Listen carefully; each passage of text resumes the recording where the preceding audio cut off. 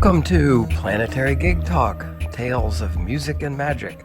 I'm your host, Jefferson Glassy, Chief Spiritual Dude of the Planetary Gig Society, whose mission is creating unity through music, or as I like to say, making connections through music with the intention of bringing peace.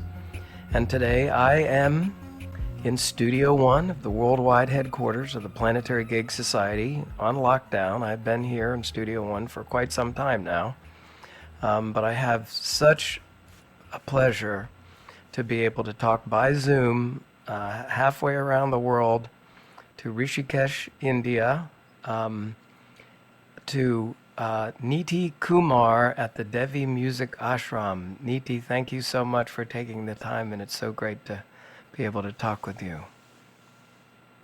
Thank you very much, Jeff. Thank you for inviting, and I'm very glad and happy to be here and talking to you. Thank you very much. Well, thank you. I'll just sort of remind anybody who's listening, I had a business meeting in Delhi and ended up spending about a week in Rishikesh, and it was just really amazing, right on the banks of the Ganga River. And I just happened, coincidentally, somebody mentioned to me about a music place that was right down the street from where I was. And I went in, and there was the Devi Music Ashram, and I had never heard of a music ashram before. But it's an amazing place, and so I guess the first thing I'll do, Neeti, if you don't mind, is just ask you a little bit to talk about the music ashram and how it kind of got started and that sort of thing, and then we can talk about some other different things too. But tell us about it, how it kind of got going. Yes, actually, we have been coming here to Rishikesh from very childhood, and Rishikesh is one of our favorite place from the childhood. So we will, because we are not from Rishikesh, I'm from Bihar basically, but because from the childhood we have been coming here many times, and my father also loves Rishikesh. So one day we just came here, and then we decided, my father, whole family, I mean my father, my sister, brother, we decided, okay, to open a music ashram here. And that's how it started, like a few years ago, like 8 or 9 years ago. It's just started like this, with just to celebrate music, just to create a nice atmosphere where people can develop themselves with the music, art, and culture.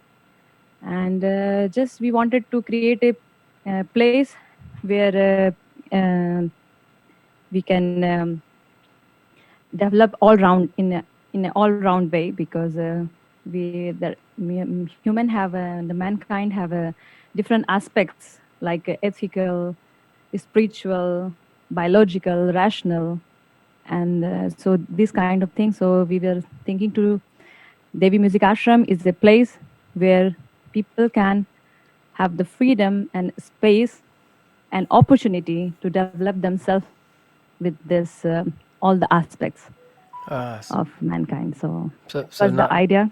Yeah, not just music, So, but spirituality and yeah, ethics. of course, with music. Yes. Yes. Yeah, in all, I mean, all together. So that's how the idea was, and music is our love and it's our passion.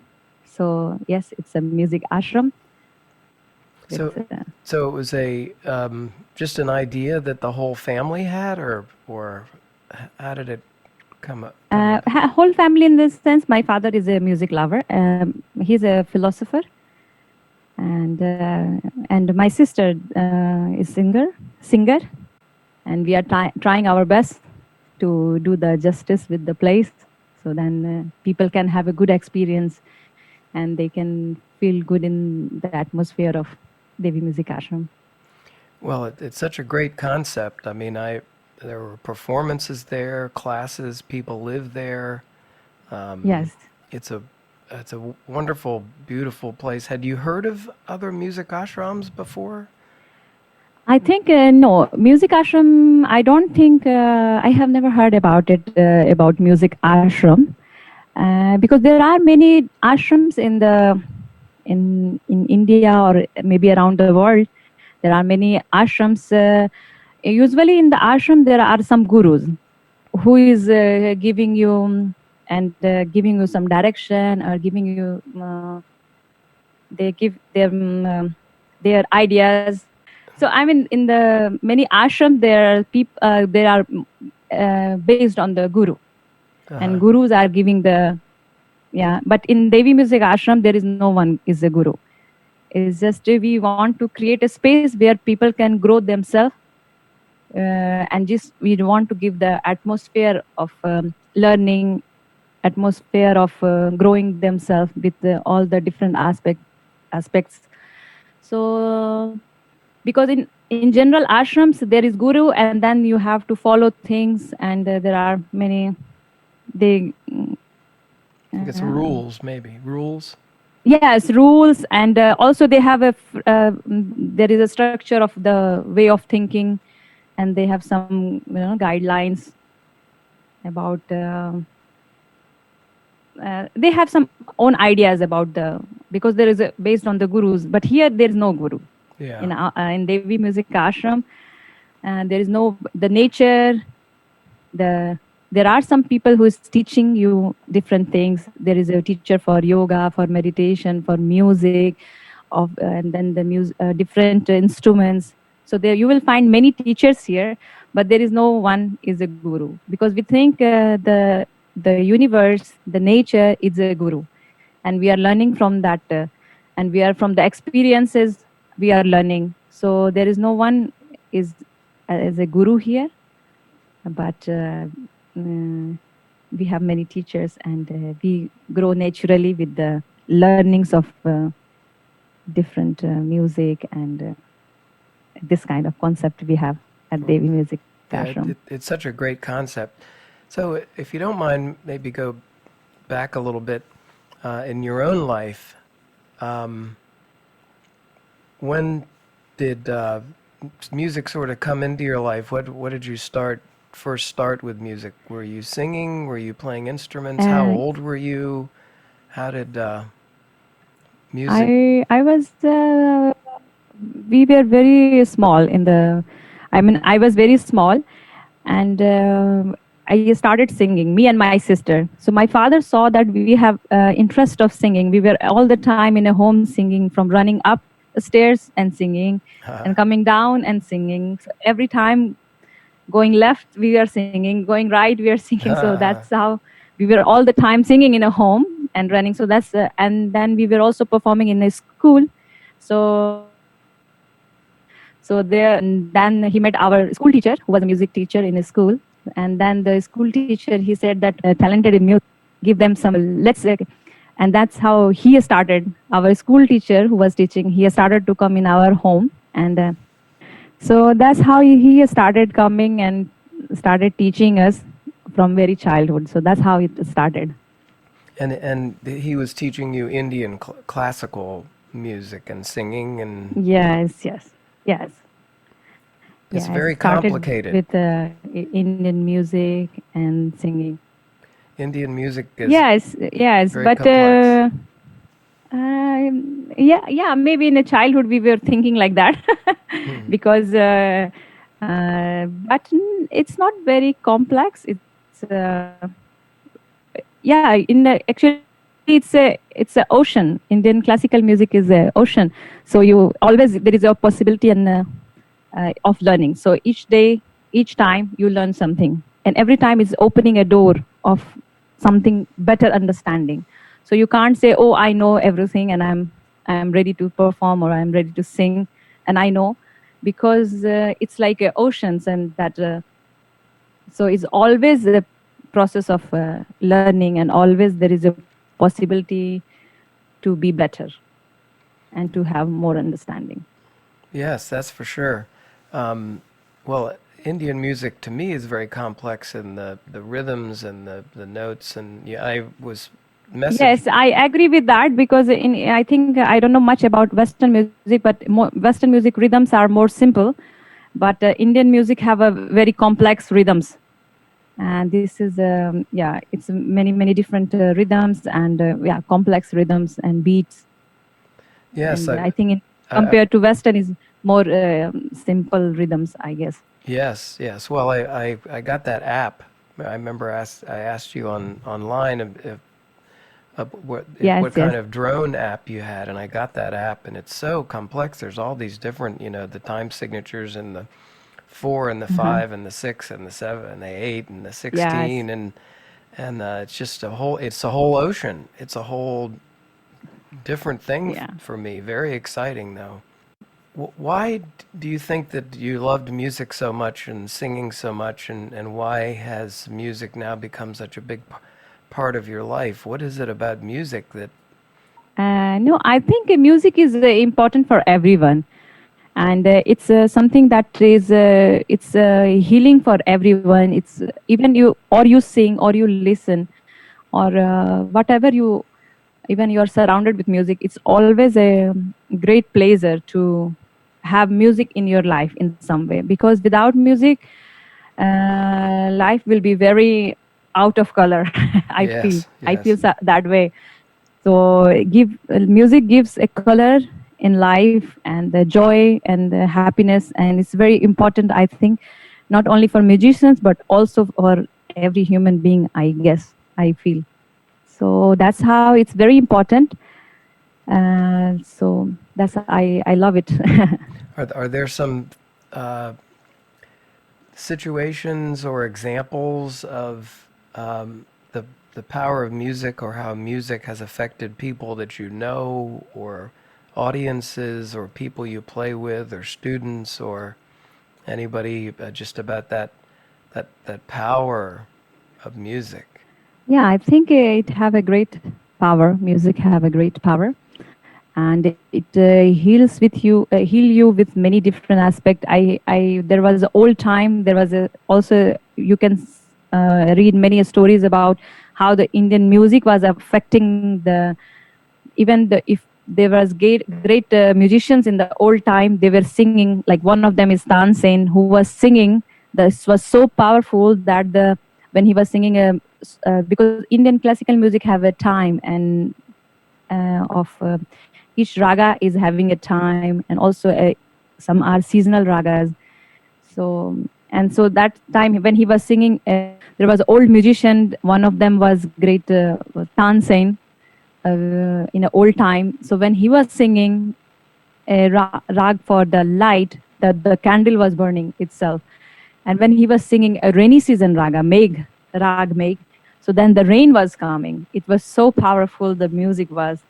So that kind of stories also you can read in the book and you can hear. And then there are many things that you can, so that Indian classical music have so much power that the light can burn with the singing. Okay, so I wanted to ask, what are your plans for the future for Devi Music Ashram? How many students do you have now? I mean, I know it's hard in the lockdown and all that, but what are your plans for the future with the music ashram? Uh, the plans is that whatever we are doing, it has to grow like a tree.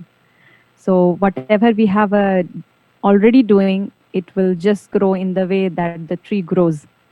So that's the plan, to nourish the tree that it can grow nice and beautifully. Uh, And whatever is happening, it will happen in a every day in a better and better and better. So keep growing, and that's the idea. that's such a great way to look at it, because so many times, I know in the West anyway, people are, well, we want to grow and we want to add on this and we want to do that and we want to do that. And you're basically saying we're just going to nourish the tree, nourish the ashram, and see how it goes. Yeah. Yeah. What do you think about the idea of more music ashrams in other parts? What would you tell people about music ashrams, or any ideas or thoughts about it? I think it will be great to have more music ashrams, so then so then the people can have the benefit of the music, and like I tell you before, to have more exposure and opportunity to learn and to nourish themselves with the art and the music and the culture and the everything. So whatever is the, so I think it's a great idea to have more music ashram. I think people need that very much. I mean, as a human, we all need it. So I think it will be great to have more music ashram around the world. Oh, well, that'd be great. I'm going to do what I can to try to encourage people to do that, to get the word out, to talk about the idea with other people. You also, in addition to teaching instruments there at the ashram, the sitar and the tabla and harmonium, etc., and also singing, Yes. you teach dance as Yeah, well, singing don't and you? flute. Yes, I teach dance also. Yeah, is it? Indian classical dance, Kathak. I saw some Indian classical dance when I was in Delhi, and the lady there who was talking about it said it's so complex that you're only supposed to work on one type of Indian classical dance per lifetime.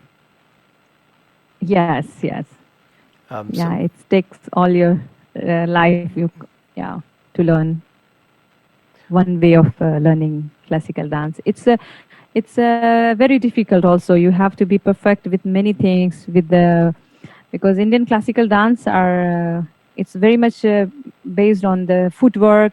Like for example, Kathak, you have to work with your footwork. You have to have a good learning of spinning, so you can spin fast, and then with your expressions, with your grace. So you have to develop so many things, and with your movements. So it has to be, everything has to be in a very graceful way. So then only it can impact on you.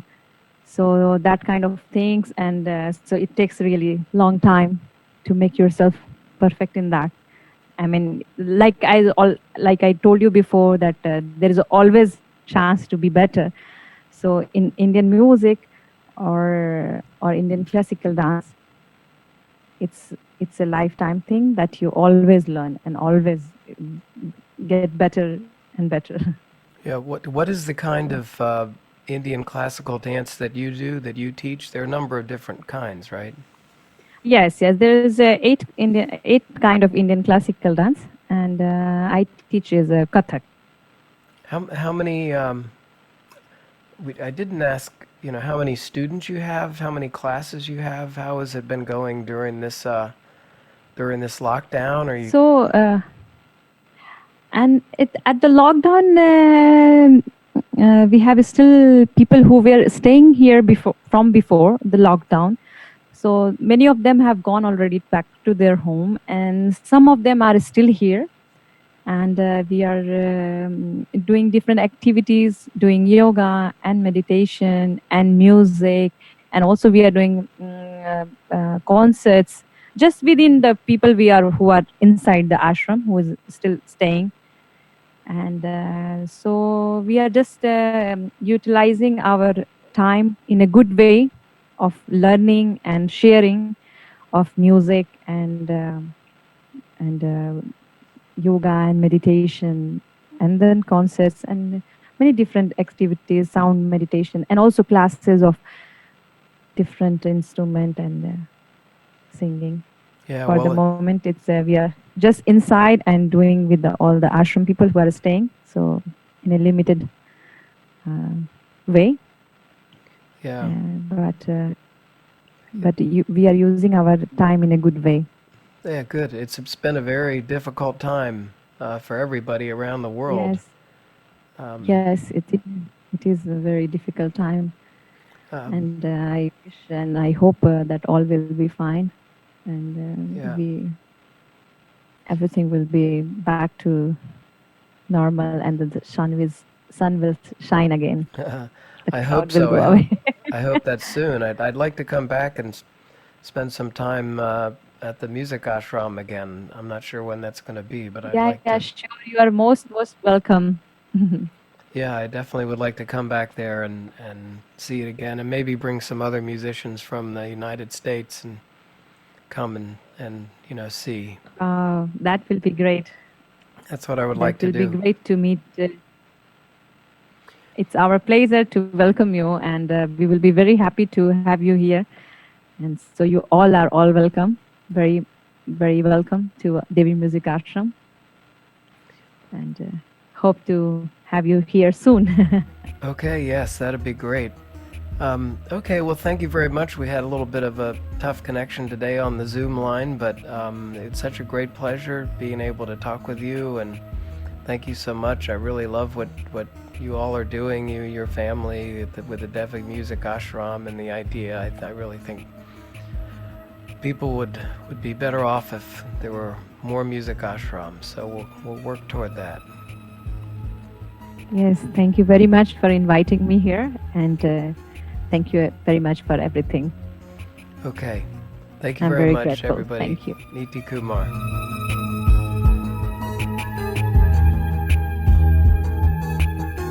You've been listening to Planetary Gig Talk, Tales of Music and Magic. I'm your host, Jefferson Glassy, Chief Spiritual Dude of the Planetary Gig Society. We talk with musicians and others about the power of music and how we can use music to help create a better world. Please check out our website, www.planetarygigs.org, for information about some of the organizations promoting music and musicians, resources about the power of music, books, movies, articles, including new research on music and the brain. We welcome your support. The Planetary Gig Society is a Section 501c3 charitable organization, and you can donate on the website. You also can receive a free email signature block demonstrating your support for Planetary Gig Society. Please follow us on Twitter, Instagram, and Facebook at Planetary Gigs. And we want to thank fabulous musician and teacher Eric Weinberg of Little Eric Studios for the Planetary Gig Talk music titled Chill Kid, It's Saul. So please check out Planetary Gig Talk on iTunes, Google Play, and Stitcher. Subscribe and hear all the upcoming episodes. Thanks very much.